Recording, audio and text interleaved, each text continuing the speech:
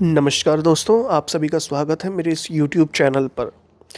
आज हम सब जानेंगे अष्ट महारस द्रव्यों के शोधन के बारे में।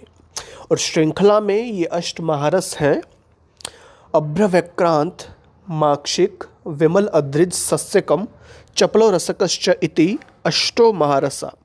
और इस सूत्र का संदर्भ है रस रत्न समुच्चय ग्रंथ।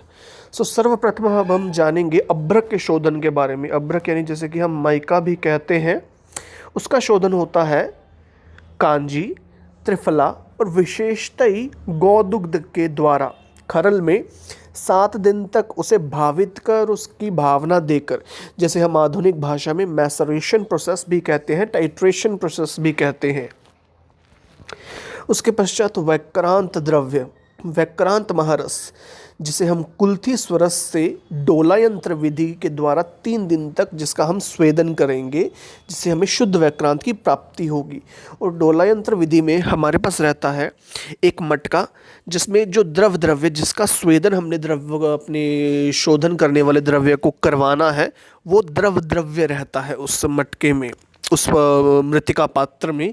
उसके ऊपर एक लकड़ी की सहायता से एक पोटली में उस द्रव्य को बांधकर इस तरह से रखा जाता है कि उबलते उबलते उस द्रव्य का वाष्प जो है उस यथा वैक्रांत को प्राप्त हो। और उसके पश्चात तीसरा द्रव्य हमारे पास आता है माक्षिक, जिसमें हमारे पास है अग्नि तप्त कर त्रिफला कषाय में उसका निर्वापन करना। अब त्रिफला कषाय में निर्वापन करना, इससे तात्पर्य है कि अग्नि तप्त यानी कि लौह को जैसे हम लाल कर देते हैं अग्नि पर, उसी प्रकार उस द्रव्य को अग्नि पर लाल कर उस द्रव्य में, जैसे कि यहाँ पे त्रिफला कषाय है, उसमें उसे बुझाना। और उसी के साथ जो है माक्षिक का हम कदलीकंद स्वरस से जो है वो डोलायंत्र विधि से स्वेदन भी कर सकते हैं, और भृंगरज स्वरस के द्वारा भी हम इसका शोधन कर सकते हैं।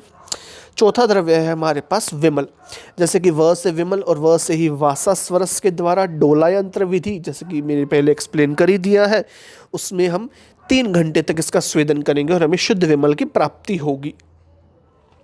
पश्चात 5वां है हमारे पास अद्रिज, श्लोक में जिसे अद्रिज कहा गया है, यानी कि शिलाजतु। शिलाजतु का शोधन हम क्षार अम्ल, गौमूत्र, गौदुग्ध और भृंगरज स्वरस से कर सकते हैं।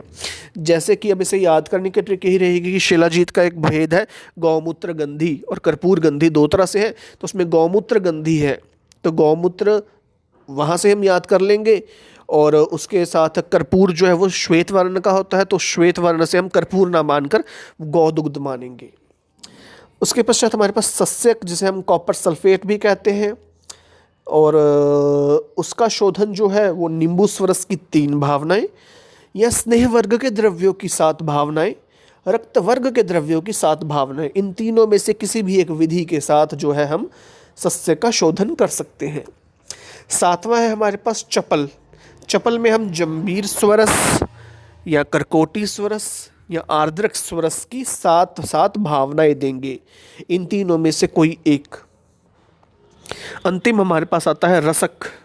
रसक जो अष्टम महारस है, जो अंतिम महारस है, उसका शोधन हम करेंगे बिजोरा नींबू की 7 भावनाओं से। अब इससे याद रखने की ट्रिक यही रहेगी कि जैसे बिजोरा नींबू के स्वरस, बिजोरे नींबू के उस नींबू के रस से हमने इसका शोधन करना है, उसकी 7 भावनाएं देकर, तो रस से रसक आ जाएगा। ठीक है। और इस तरह से ये था हमारा शोधन, 8 महारसों का शोधन। आई होप आप सभी को समझ आया होगा, आपको ये सही लगा होगा। और इसी के साथ जो है वो हम इस वीडियो को एंड करेंगे। एंड आई होप अगली वीडियो में हम जल्द मिलेंगे नए द्रव्यों के साथ, उनके शोधन की टेक्निक के साथ। So thank you so much.